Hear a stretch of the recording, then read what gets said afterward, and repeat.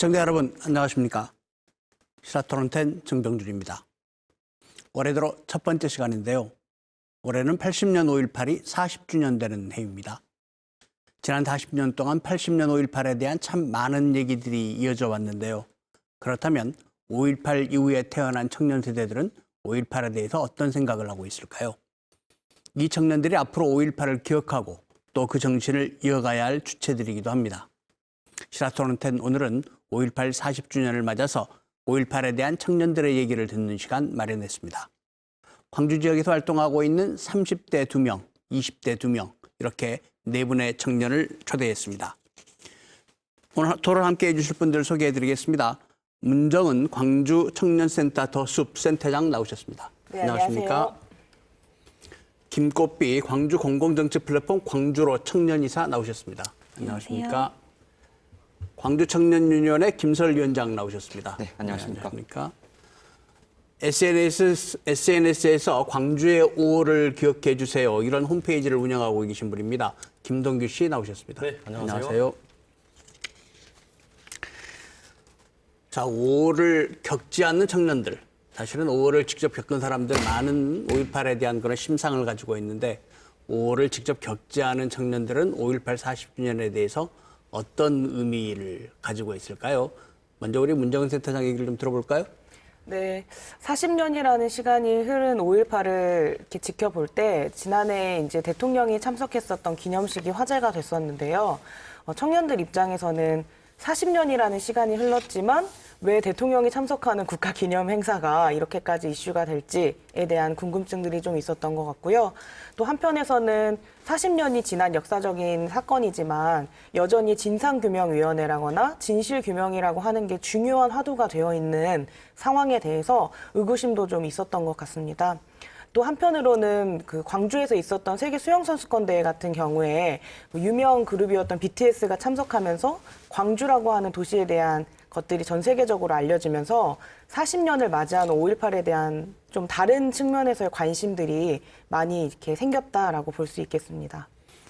대통령이 참석하는 기념식이 왜 그렇게 중요한 관심을 받느냐, 또 40년이 지난 이제야 진상규명위원회가 출범하느냐. 왜냐하면 그렇다면 40년 동안 어쩌면 기성세대가 아직 해놓을 일들을 잘 해놓지 못했다, 이런 질책처럼도 들리기도 하는데 말이죠.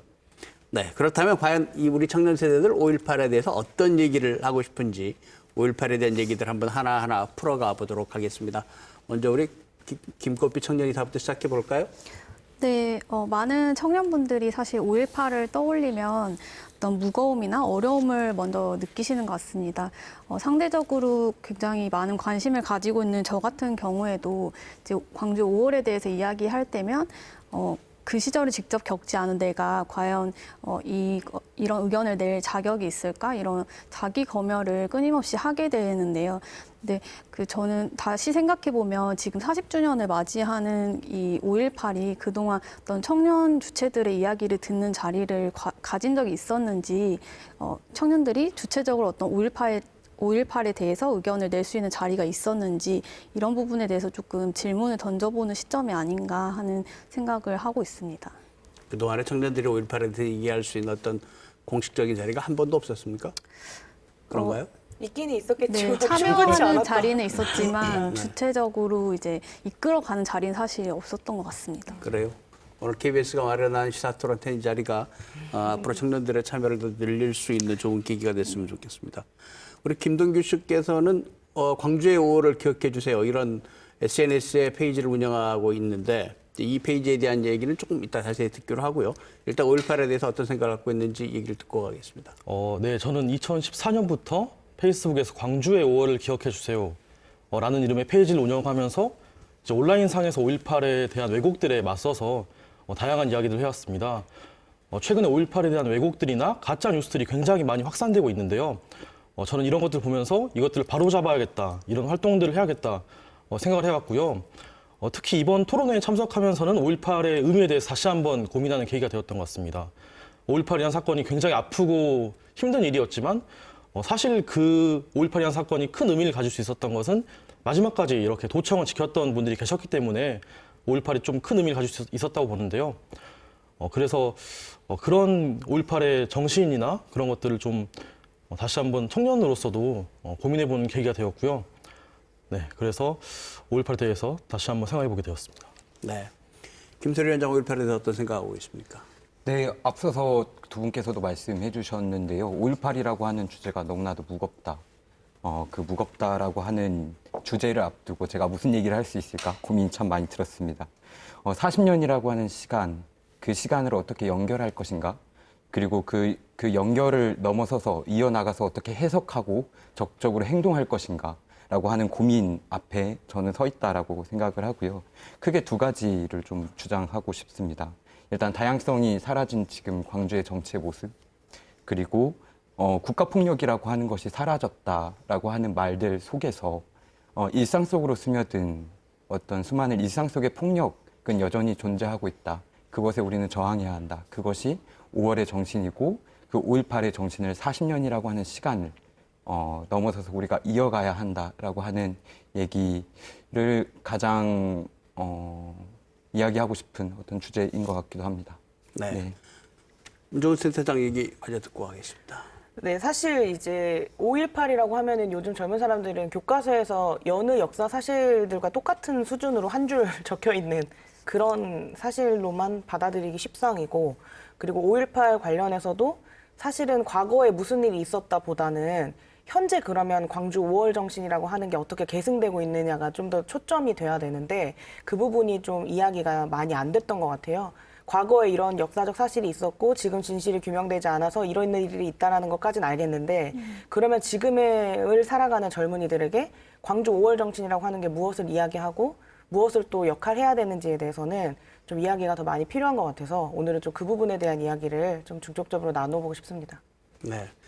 청년들의 얘기 쭉 들어봤는데 생각보다 좀 다양한, 그리고 그동안에 제기돼 왔던 얘기도 있고 또 오늘 새로운 얘기들도 좀 있는 것 같고요.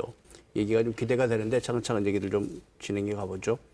일단 주제를 본격적으로 들어가기 전에 우리 김커피 이사가 얘기하셨는데 청년들이 5.18에 대한 얘기를 할 기회가 별로 없었습니까? 그 작년 5월에 이제 그 광주의 5월을 이야기하는 청년들의 어떤 느슨한 연대 모임인 메이비라고 있는데요. 이제 네. 메이비에서 청년은 5월을 이야기하면 안 되는 걸까라는 주제로 토크 콘서트를 연 적이 있었어요. 그런 주제까지 이야기할 정도인가요? 네, 이제 굉장히 많은 청년들이 참여하셨는데 공통적으로 가장 많이 하셨던 이야기가 이 지역에서 5월에 대해 청년이 목소리를 내는 것이 굉장히 어렵다는 의견이 참 많더라고요. 이제 어떤 청년들이 5월을 주제로 새로운 시도를 했을 때 어떤 기성세대들의 어떤 격려와 응원보다는 5.18을 직접 겪지 않은 너희가 감히 혹은 이제 제대로 알고나 하는 것이냐 약간 이런 식의 비난이나 이제 질타를 받으신 분들이 굉장히 많았어요. 그래서 이런 어떤 일종의 어떤 5.18을 되게 엄숙주의라고 이렇게 비판하시는 분들도 계시던데 이제 이렇게 네. 이런 분위기, 지역의 분위기 때문에 지금 이제 입을 다물어 버린 청년들이 너무 많아지는 것 같다라는 생각이 들어요. 그래서 5월이 단순히 어떤 5월 세대의 전유물로만 남게 된다면 점점 새로운 세대들이 기억하고자 하는 노력을 하지 않지 않을까 하는 좀 걱정이 많이 듭니다. 다른 분들도 같은 생각이신가요? 네, 비슷한 생각인데 좀 덧붙여서 좀 말씀을 드리고 싶은 게 있습니다. 저는 5.18에 관련돼서 이야기를 많이를 할 때 방금 말씀해 주신 너가 무엇을 안다고 그렇게 5.18에 대해서 얘기를 하냐라고 하는 순간들을 많이 마주하게 되는데요. 근데 하지만 5.18이라고 하는 경험은 단지 그 40년 전 그 거리에 있었던 분들의 경험으로만 끝나지 않는다고 생각합니다. 저만 해도 그렇습니다. 저희 아버지는 그 당시 고등학생이셨고 그 거리에서 총을 맞으셨습니다. 그리고 어렸을 때부터 저는 5월이 되면 망월동을 갔고 그 사진들과 그 순간들을 보면서 굉장히 트라우마도 생겼었고 아파 있었습니다. 그리고 그 경험이 제가 지금 하고 있는 활동에 좀 지대한 영향을 미치기도 했었고요. 네, 하지만 지금의 세대, 그러니까 5.18에 대해서 본인들의 경험, 저와 같은 경험을 이야기할 때 지역사회의 시선은 조금 차가웠지 않았나 싶습니다. 5.18은 신성한 것이고 절대적인 것이기 때문에 경험하지 않은 너가 뭘 한다고 5.18에 대해서 이야기를 하느냐. 안타깝게도 정말 이러한 말들이 지배적이었다. 제 경험상 그렇습니다. 이러한 말들 속에서 5.18을 기억하고 이어나가고자 하는 저희 같은 어떤 청년들의 어깨가 움츠러들 수밖에 없는 좀 시선들을 마주하게 됐던 것 같습니다. 그러니까 젊은 세대들에게는 5.18이라고 하는 게 기억과 당위로서만 역할이 요구됐었던 것 같아요. 그러니까 5.18이라고 하는 40년 전의 진실에 대해서 알고 기억해야 되는 존재로서만 청년들이 좀 동원되고 활용된 측면이 있었다. 오히려 이제 40년을 맞이한 광주 5월이라고 하는 정신에 대해서 해석하고 계승해야 될 권한들이 부여되어 있지 않았던 것 같아서 현장에서 청년들이 느끼는 답답함과 어떤 요구들은 그런 종류들이 아니었을까. 우리에게도 우리가 직접 겪지는 않았지만 이것을 기억하고 싶은 어떤 해석의 권리 또는 계승의 어떤 권한 같은 것들이 좀 부여됐으면 좋겠다라고 저는 이해하고 있어요. 5.18을 겪지 않았기 때문에 얘기해서는 안 된다. 사실 우리가 작년에 3.1운동 100주년을 치렀거든요. 그럼 작년에 3.1운동 실제로 했던 사람 뭐 대한민국에 몇 명 안 될 텐데. 그리고 올해 사실 5.18 40주년이기도 하지만 또 4.19 60주년이기도 합니다. 네. 그럼 4.19를 또 직접 주도했던 사람들도 뭐 그렇게 많이 남아있지 않을 텐데. 그럼 우리는 계속 3.1운동도 4.19도 기념하고 기억하고 또 정신을 이어가는 그런 건데 정말 그랬을까요? 저희 같은 기성세대의 어떤 잘못이 있지 않나 이런 생각이 좀 들기도 하는데 오늘 제가 자칫하면 이 청년들에게 기성세대를 대변하거나 또는 공격받는 위치에 있지 않나 이런 생각도 들긴 합니다만. 자, 그렇다면 오늘 어차피 이제 이렇게 5.18에 대한 얘기를 할 수 있는 게 시작이 됐는데 어떤 얘기를 다시 풀어가야 될까요? 5.18을 기억하는 문제, 우리 김동규 씨부터 얘기를 한번 해보실래요? 자, 먼저 5.18 광주의 5월을 기억해 주세요. 이 페이지에 대해서 좀 설명부터 좀 해주시겠습니까? 어떤 활동을 하고 있는지. 네, 광주의 5월을 기억해 주세요는 페이스북에 있는 페이지입니다. 그래서 현재 팔로우가 56,000명 정도 되는데요. 여기를 통해서 5.18에 대한 다양한 글들을 올리고 최근에 있는 5.18에 대한 정보들 그리고 5.18 당시에 있었던 일들을 재가공하고 편집해서 많은 시민분들께 알리고 있습니다. 그래서 굉장히 많이 본 어떤 게시물은 400만 명에게 전달되는 게시물도 있고요. 좋아요가 10,000개, 20,000개 이렇게 많은 분들께 전달된 것도 많이 있었습니다. 그래서 이 페이지를 통해서 이제 사실 5.18 당시에는 많은 분들이 유인물을 뿌리거나 시민들께 이제 방송을 했잖아요. 거리에서 이제 시민 여러분 지금 광주에 이런 일이 있습니다. 이런 식으로 5.18 알렸었는데 이제는 그 당시에 시민들이 뿌렸던 유인물 그리고 방송을 대체해서 지금 청년들은 페이스북 보고 유튜브 보고 이렇게 시대가 변화했기 때문에 그런 시대에 발맞추어서 5.18이라는 것도 시대에 맞추어 시민들에게 다가갈 필요가 있다고 생각을 해서 이렇게 활동을 하고 있습니다. 자, 우리 김동규 씨는 이렇게 5.18의 진실을 알리는 역할들을 많이 하고 있는데 그렇다면 청년들은 여기 있는 청년들은 그리고 다른 청년들은 5.18을 어떻게 해서 알게 됐습니까? 어떻게 접합니까? 저희 세대 중에는 아까 서울 씨도 말씀하셨지만 가장 처음 이제 5.18을 생각했을 때 떠올리는 기억 중에 하나가 이제 망월동에 가서 본 그 어떤 끔찍한 피해자가 된 그 희생자들의 사진일 것 같은데요.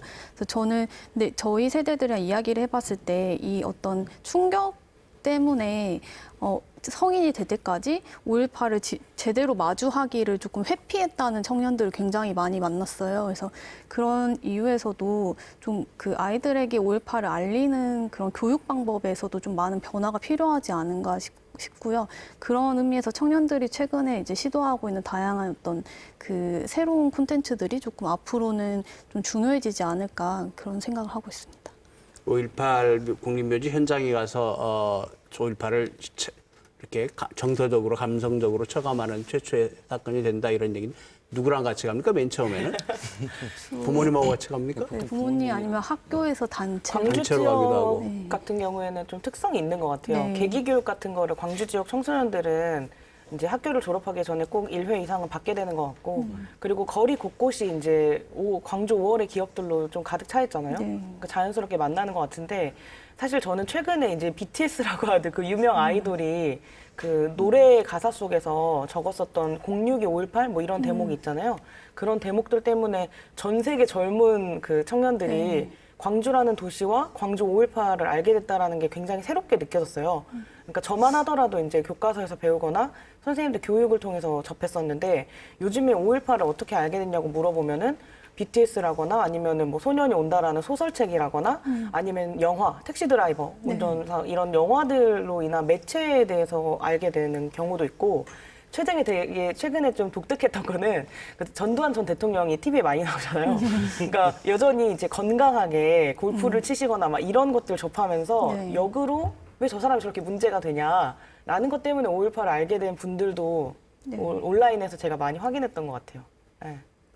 자, 그렇다면 우리가 우리가 기성세대들이 알고 있는 5.18에 알아가는 방식 이거하고 지금 청년 세대 아니면 청년 이후의 세대들 오히려 이제 10대 더 어린 세대들이 5.18을 접하는 방식이 좀 다를 것 같은데 어떻게 해야 될까요? 어떻게 알렸으면 좋겠습니까? 같은 세대 입장에서 하실 수 있는 얘기들이 있을 것 같은데. 네, 특히 10대들 같은 경우에는 그리고 저희도 마찬가지고요. 특히 SNS나 유튜브 등등의 수많은 소셜 매체에 굉장히 많은 영향을 받고 있습니다. 실제 제 경험이기도 하는데요. 제가 그 5.18 캠프를 전에 진행을 하고 있는데 초등학생 친구들이 뒤에 버스 맨 뒷자리에 앉아서는 5.18 캠프에 참여해서 일간 베스트를 보면서 웃는 모습을 보게 됐습니다. 본인이 5.18 청소년 캠프에 참여를 하면서도 그게 무방비하게 노출되어 있다라고 하는 것을 확인할 수 있어서 이 매체라고 하는 것이 너무나도 큰 영향을 미치고 있고 심각하구나라고 하는 것을 굉장히 충격받았던 일이 있고요. 그래서 5.18의 진실이나 5.18에 대한 어떤 사실을 전달하고자 하는 콘텐츠는 생각보다 많이 확산이 잘 되지 않는다는 느낌을 받습니다. 그에 반해서 5.18에 대해서 왜곡하는 어떤 콘텐츠들은 굉장히 자극적이고 굉장히 보기 쉽게 뭔가 편집되어서 굉장히 많이 돌아다니는 것을 보게 되는데요. 저 참 고민입니다. 어떻게 제 친구들을 설득하고 그리고 함께 이야기를 나눠야 할까라고 하는 것에 대한 고민이 있습니다. 네.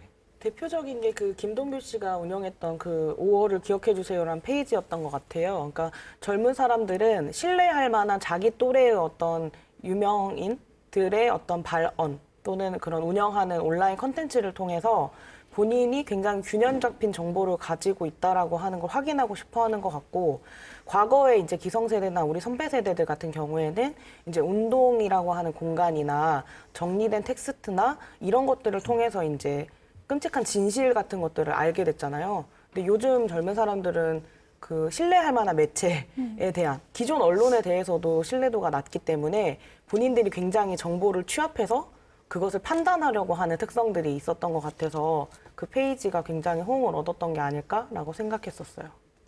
우리 문정현 센터장이 김동규 씨 운영하는 홈페이지에 대한 얘기들을 해주는데 실제로 거기에서 어떤 일들이 이루어지고 있습니까? 실제로 이제 저희 페이지에서 5.18 관련된 여러 가지 프로젝트를 진행한 적이 있습니다. 그래서 예를 들어서 손글씨 쓰기 캠페인이 있습니다. 제가 5.18에 대해서 이런 식으로 좀 글씨를 5.18 어떻게 생각하는지 5.18 네모다 이렇게 적어달라고 부탁을 하니까 굉장히 많은 100명이 넘는 분들이 직접 이제 손글씨를 적어서 직접 보내주셔서 그거를 릴레이식으로 이렇게 확산시키는 캠페인을 한다든지 아니면 이제 5.18 관련해서 직접 찍은 5.18 사진들, 이 장소에서 찍은 사진을 보내주시고 그런 것들을 비롯해서 일방적인 그런 소통이 아니라 이렇게 서로 주고받으면서 5.18에 대한 이야기를 나누는 공간으로서 좀 역할을 했던 것 같습니다. 5.18은 네모다 이런 걸 캠페인을 해봤으면 뭐라고들 합니까? 혹시 기억나는 게 있습니까?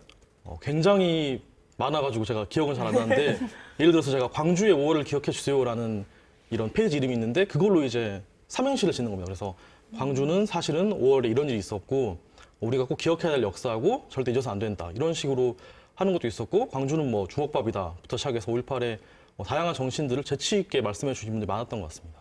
그러면 지금 오늘 나온 청년 토론자들이 보시기에 지금 청년 세대나 그 이후 세대가 5.18에 대한 이해를 잘 하고 있다고 생각하세요? 아니면 아까 일베 얘기도 잠깐 나왔는데 가짜뉴스 사실 몇 년 전에 굉장히 심각했었는데 그런 것들이 먹히고 있을까요? 어떻게 생각하십니까? 제가 한 말씀 드리면 이제 유튜브 최근에 이제 5.18 기념재단이 광주 전남 민주언론연합과 함께 유튜브에 있는 5.18 왜곡 콘텐츠 분석을 했습니다. 그래서 총 200건을 분석했는데요.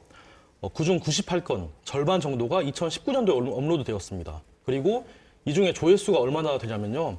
7건이 무려 60만 조회수가 넘습니다. 그러면 최소 이제 420만 조회수인데 그중 2건은 100만 건이 넘는 조회수를 가지고 있었습니다. 그래서 그 제목은 5.18은 폭동입니다. 라는 이름의 제목을 가지고 있는 컨텐츠였고요.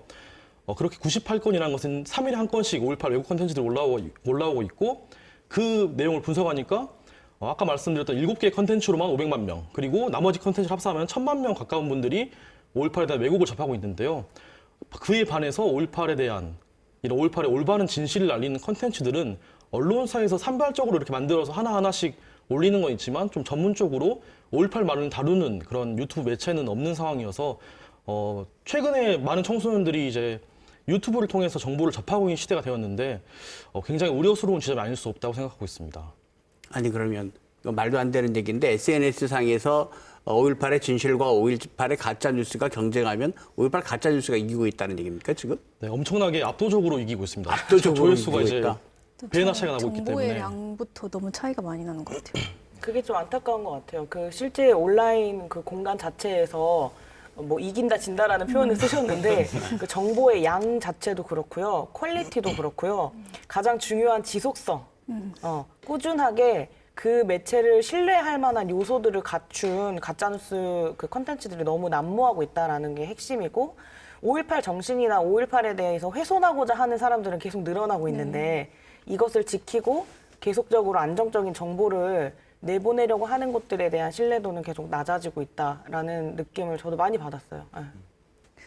뭔가 이런 온라인상에서 그 5.18에 대한 어떤 왜곡이나 폄훼를 통해서 이제 잘못된 정보를 계속 전달하는 그런 역할도 있고 또 한편으로는 이제 그 이 5.18이라는 것이 어떤 특정한 지역의 정치적인 문제인 것처럼 자꾸만 이렇게 이슈화를 시켜서 청년들이 여기에 어떤 자발적으로 동참하거나 그 의견을 내는 것을 어렵게 만드는 그런 의도도 좀 있는 것 같아요. 그래서 이런 것들, 이런 이유로 청년들이 계속해서 5월에 대해 이야기하는 걸 어려워하고 무관심하게 되고 또 그러면서 또 이런 왜곡과 폄하가 심화되고 굉장히 좀 심각한 악순환이 아닌가 하는 생각을 하고 있습니다.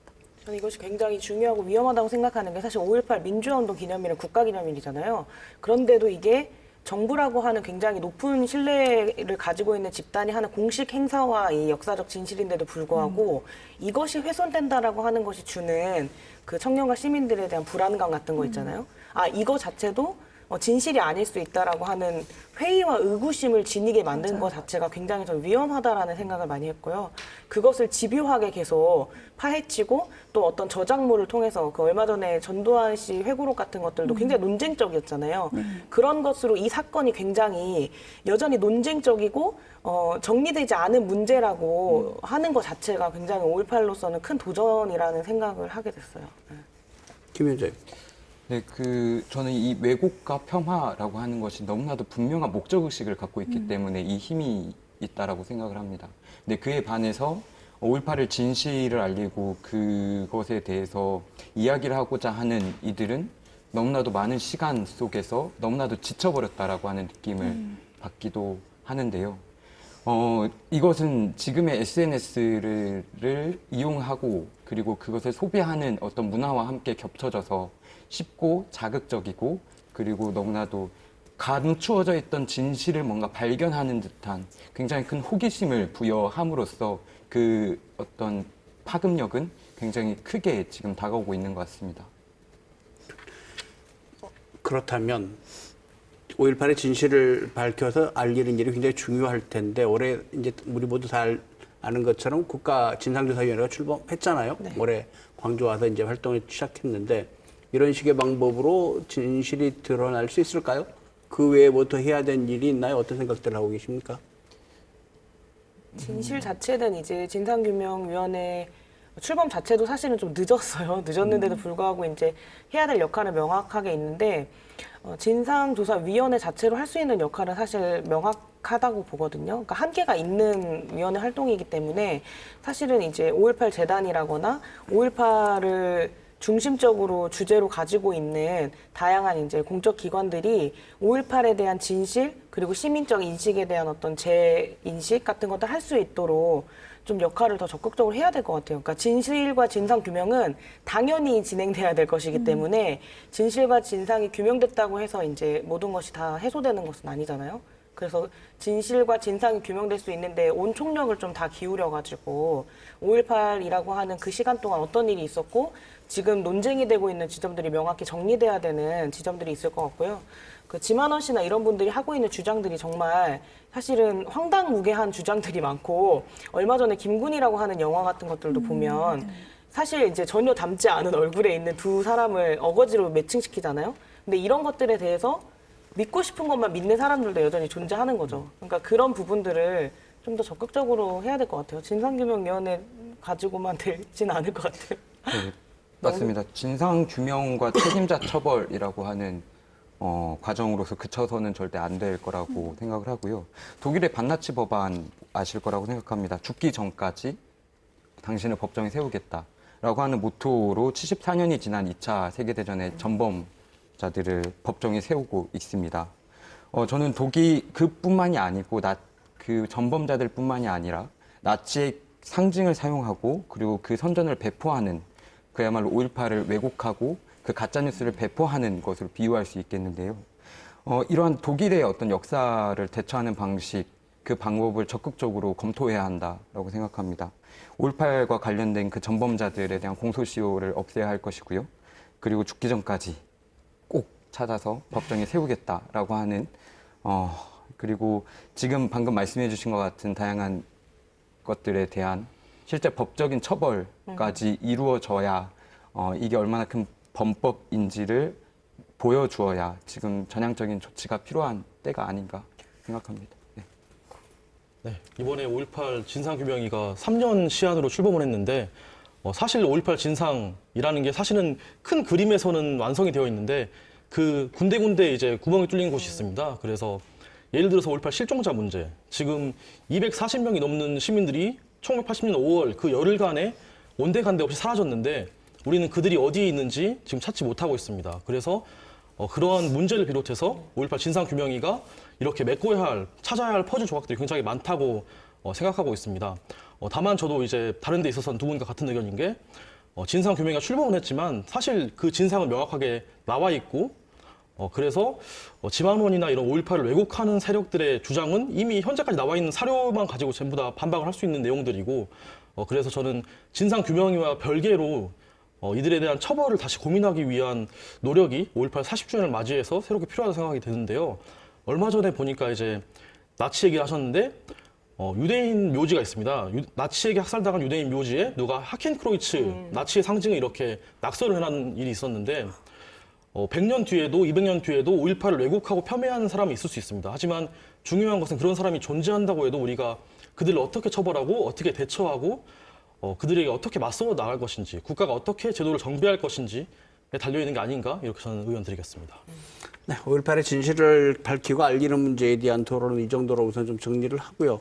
다음에는 우리 김설 위원장이 모두 발언에 대한 그런 문제 제기를 했었죠.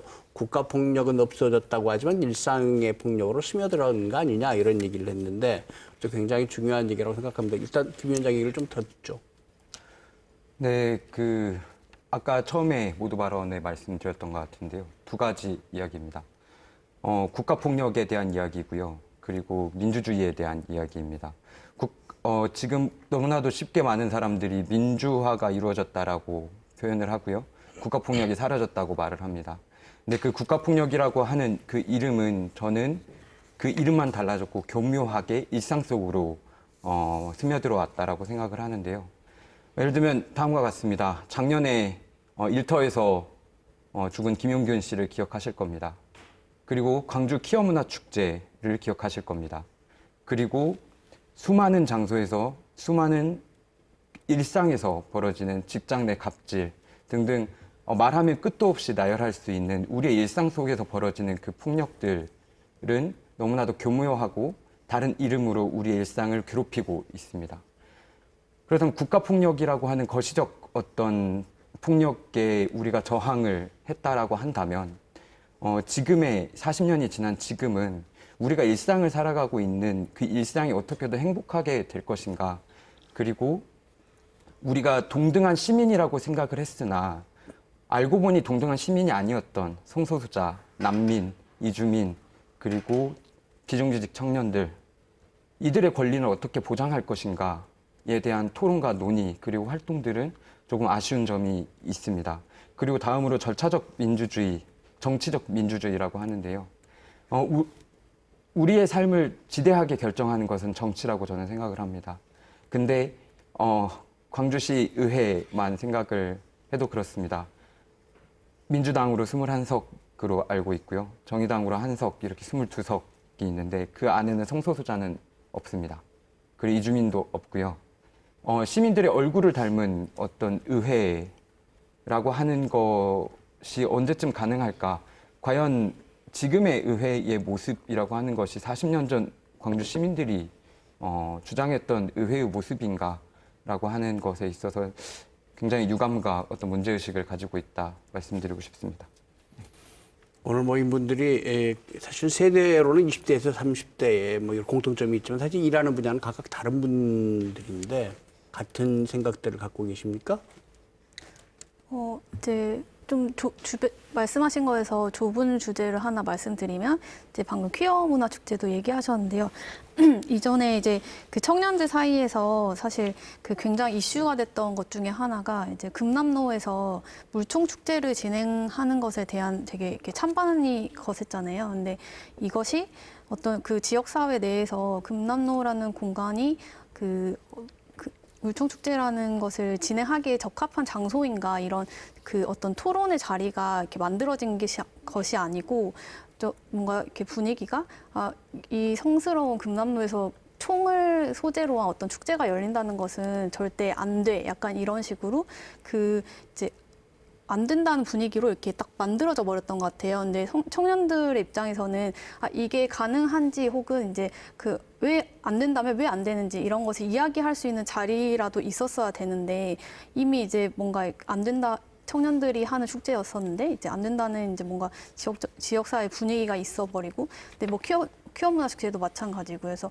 뭔가 이런 민주주의 성지라고 얘기하던 이 광주 5월 그리고 금남로에서 이제 지금 오히려 약간 되게 폭력적인 사태들이 일어나고 있진 않은가 하는 좀 그런 얘기를 하신 것 같습니다. 그래서 저도 그런 부분에 대해서 굉장히 많이 고민을 하고 있습니다.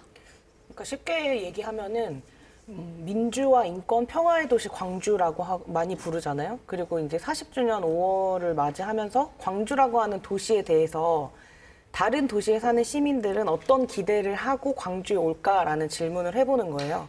그러면 이곳이 과연 대한민국의 민주화의 성지이고 민주주의라고 하는 어떤 가치를 지키기 위해서 노력했던 시민들이 살고 있는 도시인데 이 도시에 딱 도착했을 때 느끼는 도시가 주는 어떤 분위기 또는 도시 구성의 원리 같은 것들이 그런 것들 충분히 만끽하거나 느낄 수 없다라는 거죠. 네. 예를 들면 사소하게는 장애인 시민들의 접근성이 충분히 보장되어 있는 도시인가? 예를 들면 더 다양한 시민들이 어떤 차별과 배제 없이 일하고 있는 도시인가? 이런 고민들을 던져봤을 때 광주의 숙제들이 아직 너무나 많이 남아있다는 것이고 그것이 40년을 맞이한 광주가 직면한 가장 큰 도전 아닐까? 네. 저는 그런 생각을 해요. 광주라고 하는 도시가 지키고자 하는 가치가 2020년 현재 어떻게 구현되고 있는지 그걸 고민하고 있는 사람들이 이 도시에 얼만큼 있는지 저는 그게 핵심인 것 같습니다. 네, 방금 세 분 말씀해 주신 거에서 저는 5.18의 진정한 정신에 대해서 한번 생각을 해봤는데요. 5.18 당시에 제일 중요했던 순간은 사실은 많은 시민들이 도청에 남아서 내가 여기서 죽을 수 있지만 마지막까지 총을 들고 이제 싸웠던 그런 긍지의 저항의 역사였던 것 같은데요. 저는 그곳에 남았던 시민들이 바랬던 것은 오늘 난 여기서 죽을 수 있지만 내일 누군가는 이 세상을 더 나은 세상으로 만들어줄 것이다 라는 믿음이었습니다. 그래서 저는 그런 의미에서는 이제 40주년이 되었으니 5.18이 조금 더 지평을 넓혀서 성소수자분들 그리고 장애인, 여성을 비롯한 다른 더 많은 분들과 함께 갈 수 있는 그런 민주인권 평화의 상징인 광주의 새로운 지평을 열어야 된다고 생각이 좀 드는 것 같습니다. 5.18의 정신을 이어받아서 광주 자체를 인권의 도시로 만들어야 한다는 주장들을 공유하고 계신데 또 그럼에도 불구하고 토론 시작할 때 5.18에 대한 분위기들이 굉장히 무겁다라는 얘기를 또 전체적으로 공감을 했거든요. 그렇다면 앞으로 어떻게 해야 될까요? 어떤 생각 드십니까? 이제 40년의 세월이 흐르는 동안 굉장히 5.18의 이야기들이 어떤 광주 시민들의 삶 속으로 많이 녹아내렸잖아요. 근데 그런 만큼 이제 5.18을 새로운 세대에게 전하는 어떤 소통 방식에서도 굉장히 많은 변화가 필요하다고 생각합니다. 그래서 최근에 지역 청년들을 중심으로 굉장히 이런 5월의 이야기들을 새롭게 해석하고 새롭게 기억하고자 하는 어떤 그 시도들이 진행되고 있는데요. 그래서 조금 몇 가지 사례들을 소개드리면 이제 그 님을 위한 행진곡이 흘러나오는 오르고를 제작했던 이제 청년 기획자분도 계셨고요. 또 방금 이제 동규님이 말씀하신 것처럼 이제 5월의 일상사나 여성 이야기를 그 주제로 이제 쿡방을 제작하는 이제 동영상 제작팀도 생겼고, 또 가장 최근에는 그 광주에 그 전통을 가진 극단과 이제 5월극을 아카이브하는 이제 프로젝트 면밀이라는 팀의 그 5월극 아카이브 출판 같은 프로젝트들도 있었는데요. 이처럼 이제 청년들의 시각으로 5월의 이야기를 새롭게 해석하고 알리는 작업들이 굉장히 현장에서 좀 관심을 받고 있는 것 같아요. 이제 다만 이제 반면에 그 기성세대들은 조금 그 걱정하시는 부분이 죄송합니다. 그 5.18이 단순히 어떤 이미지로만 조금 소비되는 것들은 경계를 해야 되지 않겠느냐 이런 이제 걱정들을 많이 하시는데, 이제 저도 이 부분에 충분히 공감을 하고요. 현장에서 청년들이 충분히 지혜롭게 이 부분들은 고민하시면서 진행하고 있지 않나 하는 생각을 듭니다. 제가 평소에 프로그램은 중간에서 진행을 하는 사회자인데 오늘 프로그램은 청년들하고 기성세대의 입장을 얘기하는 그런 위치에 있지 않나라는 생각이 드는데요. 사실은 기성세대들한테, 그러니까 특히 5.18 80년을 겪은 사람들이 가지는 정서가 분명히 있을 거예요. 또 있습니다. 그러니까 그 현장에 그 뭔가 강렬했던 또는 비참했던 그 느낌들이 뭔가 훼손되지 않고 이어져 가기를, 줄어들지 않고 이어져 가기를 바라는 그런 느낌들이 사실은 우리한테 있긴 한 건데, 그렇다고 하더라도 우리가 뭐 계속해서 100년, 200년 살아갈 수 있는 것도 아니니까 새로운 세대들에 대한 기대와 또 거기에 의무는 역할이 있는 거겠죠. 예. 이 얘기를 좀 더 가죠. 5.18 앞으로 어떻게 더 알리고 계승해 나가야 할 것인지. 우리 김소리 위원장 그런 문제 제기를 아까처럼 했다면, 일상 안에 폭력이 들어와 있다고 했다면 이걸 어떻게 바꿔 나가야 할까? 이걸 바꿔 나가기 어떤 노력들이 필요할까? 이런 생각도 해봤을 것 같은데. 네, 그렇습니다. 좀 약간 고리타분한 어떤 말을 할 수밖에 없는 어떤 이해와 주제인 것 같습니다. 어떤 용기가 필요하고요. 그리고 참여가 필요합니다. 그리고 그 주체와 함께 혼자 이야기하는 것이 아니라 함께 이야기하는 것이라고 하는 것이 필요한 때인 것 같습니다. 이걸 풀어서 다시 말씀을 드리겠습니다. 일상 속에서, 그리고 학교에서, 그리고 그 관계들 속에서, 그리고 수많은 우리의 일상들이 벌어지는 어떤 다양한 공간들 속에서 어떤 그 불의한 것, 그리고 그 불의한 것이 불의하다라고 말할 수 있기 위해서는 송곳이라고 하는 웹툰을 드라마를 보셨을 것 같습니다. 근데 송곳은 날카롭기 때문에 삐져나옵니다. 하지만 그 날카로움은 언젠간 무뎌지고 닳아질 수밖에 없습니다. 하지만 그 송곳이 여러 개가 모여서 판을 만든다고 한다면 그것은 단순히 어떤 개인의 이야기가 아니라 어떤 이 사회의 이야기로서 어떤 치환될 수 있을 것이라고 생각을 하는데요. 그래서 연대에 대한 어떤 가치를 말씀드리고 싶고요. 특히 노동조합에 대한 이야기를 드리고 싶습니다. 어떤 청년들이 다양한 어떤 상황들 속에서 불합리한 노동 환경, 그리고 부조리한 어떤 순간들을 마주하는 어떤 순간들이 많습니다. 하지만 혼자서 생각을 했을 때 굉장히 받아들일 수밖에 없는 불가항적인 어떤 순간들을 맞이하게 되는데요. 만약에 당신의 어떤 직장에 노동조합이 없다라고 한다면 노동조합을 만드시라. 그리고 함께 불의한 것에 대해서 불의하다라고 말할 수 있는 동지를 찾으시고 조직하시라. 그리고 노동조합이 있다면 꼭 가입하시라. 청년유니온 같은 노동조합도 좋습니다. 네, 일단 그 한 가지를 말씀드리고 싶습니다. 네. 광주에서 5.18에 대한 얘기들을 상당히 진행을 했는데요. 사실은 광주뿐만의 5.18이 아니라 올해 광주 5.18 재단이 지금 선정한 최대의 과제가 전국화, 세계화 이렇거든요. 광주와 다른 지역이 함께한 5.18을 만들어내고 싶다. 이게 광주 지역사회 열망인데, 청년들 입장에서는 오히려 그런 연대 사업 같은 것들이 다른 계층보다 좀 더 활발하지 않나요? 어떻습니까? 네, 제가 최근에 이제 홍콩 분들이랑 연대를 좀 하고 있습니다. 아, 홍콩이요? 네. 네. 다들 아시겠지만 홍콩에서 지금 자유와 민주주의를 요구하는 시위를 6개월 넘게 이어가고 있습니다. 그래서 그 과정에서 많은 분들이 피를 흘렸고 또 많은 분들이 체류가스를 마시면서 자유를 외치고 있는데요. 저는 이 자리에서 이제 홍콩을 보면서 저희가 보고 듣고 배워왔던 5.18 그리고 80년 5월 광주의 모습을 홍콩에서 보고 있습니다. 사실 5.18이라는 사건을 한마디로 정의한다면 그것은 타인의 고통에 응답했던 사건일 것입니다. 그리고 지난 40년 동안 5.18은 광주 시민들이 5월 18일 날 다른 광주 시민들의 고통에 응답했던 것도 있지만 지난 40년간 세계의 시민들이 광주의 외침에 응답했던 것도 있습니다. 잘 알다시피 택시 운전사라는 영화가 있잖아요. 많은 분들이 보셨는데 5.18이 세계에 알려지게 된 계기는 5월 21일 날 광주에서 영상과 사진을 찍어서 독일로 목숨을 걸고 보냈던 위르겐 힌츠페터라고 하는 독일 기자가 있었기 때문에 가능했고요. 그리고 5.18 이후에 5.18의 소식을 들은 독일과 미국에 있는 시민들이 5.18의 사진을 들고 거리를 행진했습니다. 일본 도쿄에 6만 명이 모여서 5.18 폭력 진압을 중단하라고 요구했고요.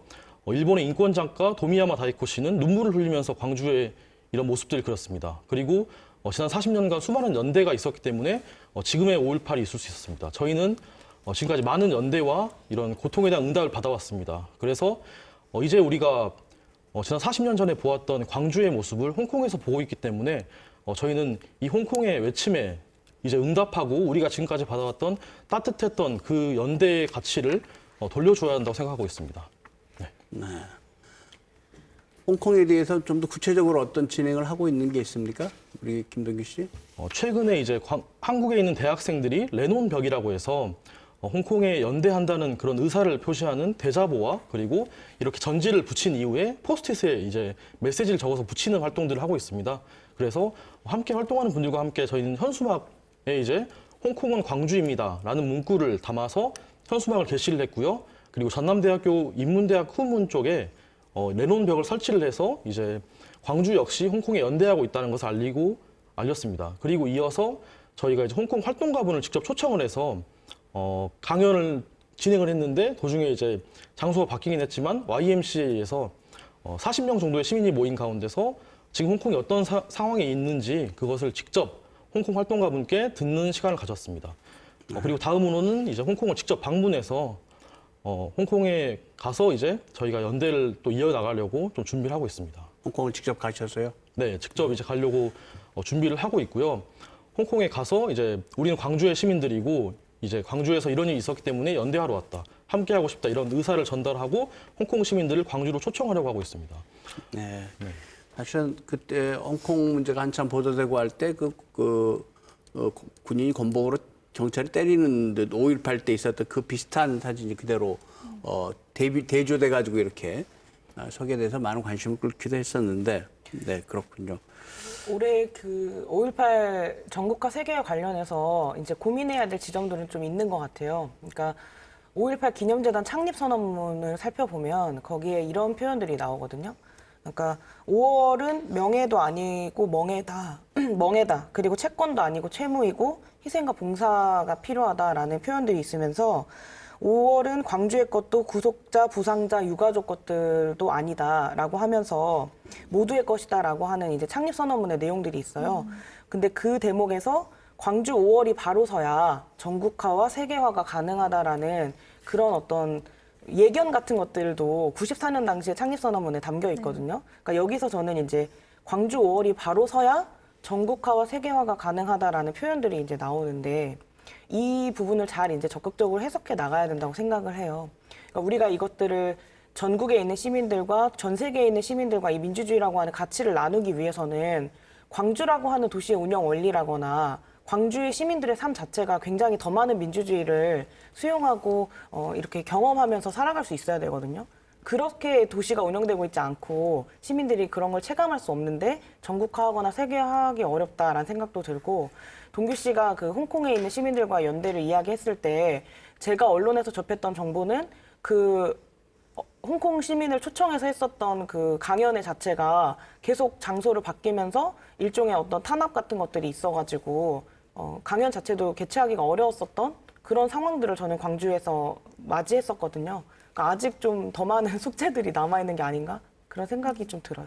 네, 결국 80년 5월 당시에 우리가 지녔던 그런 생각과 어떤 정신, 가치 이런 것들을 지금 오늘 여기 어떻게 계승해야 될 것인가 이게 굉장히 중요한 문제일 텐데 오늘 우리 청년들이 던져준 화두이기도 하고요. 어떤 것들을 어떻게 계승해야 될까요? 5.18의 가치 어떻게 생각하십니까? 우리 김꽃비 이사부터 얘기를 한번 해볼까요? 어떤 것을 계승해야 될지요. 네. 일단 저도 이제 앞서 동규 씨가 말씀하신 것처럼 5월에서 가장 중요한 가치 중에 하나가 이런 다양한 주체들이 함께 연대하는 것이라고 생각하고 있어요. 그래서 이런 분위기가 지역에서 만들어져야 될 것 같은데 앞서 센터장님께서도 얘기하셨지만 이런 광주의 가치를 전국으로 세계로 이렇게 알리기 위해서는 광주 5월이 단순히 어떤 광주만의 5.18이 아닌 말씀하신 대로 우리들 모두의 5월이 돼야 된다고 생각하고요. 그렇기 위해서는 지역사회 안에서도 누구나 5월에 대해서 자기의 의견이나 생각을 자유롭게 말할 수 있는 분위기가 먼저 좀 만들어져야 하지 않나 하는 생각을 굉장히 많이 하고 있습니다. 앞서 청년들이 5.18에 대해서 가지는 부담이나 지역사회에서 자기 목소리를 내는 것에 대해 느끼는 이런 부담감도 말씀드렸지만 이런 다양한 의견들이 모일 수 있는 좀 지역사회 분위기가 만들어진다면 당연히 다양한 방법과 또 다양한 어떤 새로운 시도들이 진행될 수 있지 않을까 생각합니다. 네, 5.18의 정신과 같이 우리는 무엇을 어떻게 계승해야 될까요? 우리 홈페이지 운영하고 있는 김동규 씨. 네, 5.18 계승 관련해서 말씀 다시 드리면 아까 처음에 문정원 센터장이 말씀하셨는데 이번에 홍콩 활동가를 초청했던 강연이 2번이나 장소가 바뀌어야 됐습니다. 원래는 전남대학교의 인문대학에서 개최를 하기로 했었는데 갑자기 이제 압력을 행사했다고 합니다. 중국 대사관 측에서. 그건 굉장히 좀 예민한 문제인 네. 것 같으니까. 네, 예. 그래서 확인할 수 없는 얘기는 잠깐 네. 말씀하시죠. 네. 어쨌든 그런 과정에서 저희들이 이제 5.18 정신을 계승함에 있어서 우리가 이렇게 자유롭게 의견을 표현할 수 있는 표현의 자유가 일단 그렇게 구축이 되어야 하는데 말씀하신 대로 지역 사회에서부터 좀 이런 부분들이 잘 안 되고 있는 게 확실히 있는 것 같아서 저도 물총 축제 문제도 그렇고 우리가 5.18에 대해서 좀 더 자유롭게 이야기할 수 있는 분위기부터 이제 좀 형성돼야 되지 않을까 같은 의견을 좀 드리겠습니다. 생각보다 하지 못했던 얘기가 가지는 답답함들이 굉장히 크네요, 우리 청년들이. 자, 김세리 위원장. 5.18의 정신을 어떻게 잊고 계승할 것인가에 대한 것도 중요할 것 같습니다. 근데 다른 분들이 충분히 잘 말씀을 해주셨다고 생각을 하고요. 근데 다만 그렇다면 5.18이라고 하는 그 역사 자체를 어떻게 잘 기억하고 계승할 것인가에 대한 얘기, 저희 고민을 좀 말씀드리고 싶습니다. 저희는 1년에 한 10번 정도 그 청소년들을 대상으로 그리고 그 청년들을 대상으로 지금 캠프를 진행을 하고 있습니다. 그 캠프를 진행을 하면 저희가 5.18 캠프 하면 많이 가는 도청이나 전남대학교 등을 일부러 가지 않고 주남마을이나 아니면 505 보안부대 등 지금까지 잘 가려져 있었던, 잘 드러나지 않았던 황금동이라든지 그 숨겨져 있던 역사들이 있는 장소로 굳이 찾아가서 그곳의 이야기를 전달하고는 합니다. 그렇듯이 5.18이라고 하는 그 역사, 그 진실과 그 진상이라고 하는 것이 규명되지 않았다라고 하는 것 안에도 지금까지 이야기되지 못했던 여성들의 이야기, 그리고 그 현장과 그 장소를 어떻게 보존하고 이어나갈 것인가에 대한 토론, 이런 것들이 매우 필요하다고 생각을 하고요. 그리고 마지막으로는 그 40년 전에 그 현장을 직접 경험한 분들의 친절한 설명이 필요하다고 생각을 합니다. 청소년들과 함께 5.18을 만납니다. 그리고 저녁 시간에 그때 당시 고등학생이었던 그 선생님을 모시고 사람책을 진행을 하는데요. 이제 그분의 이야기를 가장 들을 때 가장 긍정적으로 느껴지는 것은 지금의 고등학생들, 지금의 청소년들의 시선에서 그 상황을 마주했을 때 어떤 느낌이었을까? 그리고 본인이 생각했을 때 지금 청소년들, 지금의 사회에 어떤 이야기가 필요할까라고 하는 그 배려와 존중의 어떤 시선을 담고 이야기를 풀어 나가십니다. 그러한 것들이 지금 우리에게 필요하지 않나? 그렇게 해서 세대가 교류하고 공감할 수 있는 어떤 장, 그리고 5.18을 우리가 스스로 해석하고 주체적으로 뭔가 활동해 나갈 수 있는 어떤 공론의 장을 어떻게 마련하고 어떻게 지속해 나갈 것인가, 이 고민이 필요한 것 같습니다. 네. 5.18의 어떤 가치를 어떻게 계승해야 될까라는 제 질문 자체가 굉장히 지성세대적 질문이지 않았는가.